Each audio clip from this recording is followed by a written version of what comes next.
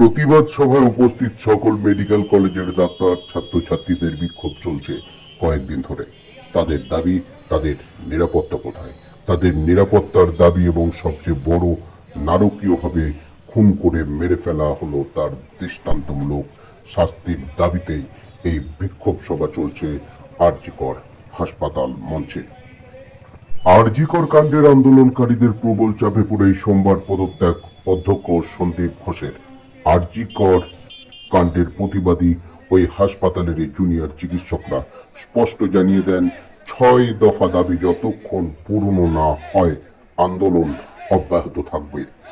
৬ দফা অন্যতম চিকিৎসক যুবতীকে ধর্ষণ ও খুনের বিচার বিভাগীয় তদন্ত, দোষীদের সর্বোচ্চ শাস্তি, এছাড়াও সিসিটিভি ফুটেজ ও ময়না তদন্তের সমস্ত নথি আন্দোলনকারী প্রতিনিধিদের হস্তান্তর করার জন্য দাবি তুলেছেন তারা।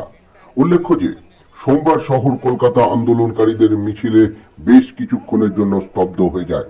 চিকিৎসক, ডাক্তারি পড়ুয়া, জুনিয়র চিকিৎসকরা উই ওয়ান্ট জাস্টিস স্লোগানকে পাথেয় করে এই পথে নামেন। মিছিলের স্লোগানে কেঁপে ওঠে কলকাতা। লক্ষ মানুষের মিছিলের ধ্বনি দেশবাসীকে প্রতিবাদ ও প্রতিরোধের বার্তা পাঠান বলেই উল্লেখ। একই সঙ্গে আর.জি. কর কাণ্ডের বার্তা মুখ্যমন্ত্রী মমতা বন্দ্যোপাধ্যায়ের। সোমবার মুখ্যমন্ত্রী মৃত চিকিৎসকের বাড়ি গিয়ে তার মা বাবার সঙ্গে কথা বলেন। পুলিশকে মুখ্যমন্ত্রীর নির্দেশ, দরকারে ওর বন্ধু বান্ধবকে ডেকে কথা বলুন।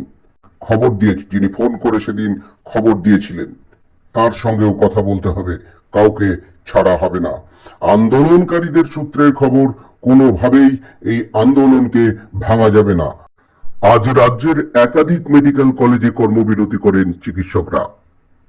আন্দোলনকারীদের কথায়, আর.জি. কর মেডিকেল কলেজ ও হাসপাতালের চিকিৎসক যুবতীকে ধর্ষণ ও খুনি ও ধর্ষকদের কাউকে আড়াল করা চলবে না।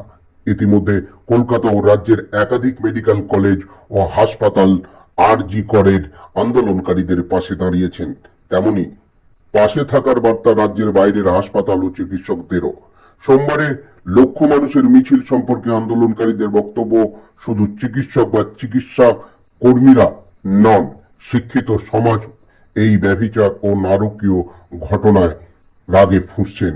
প্রতিবাদ সভায় উপস্থিত সকল মেডিকেল কলেজের ডাক্তার ছাত্রছাত্রীদের বিক্ষোভ চলবে বলেই তাদের দাবি।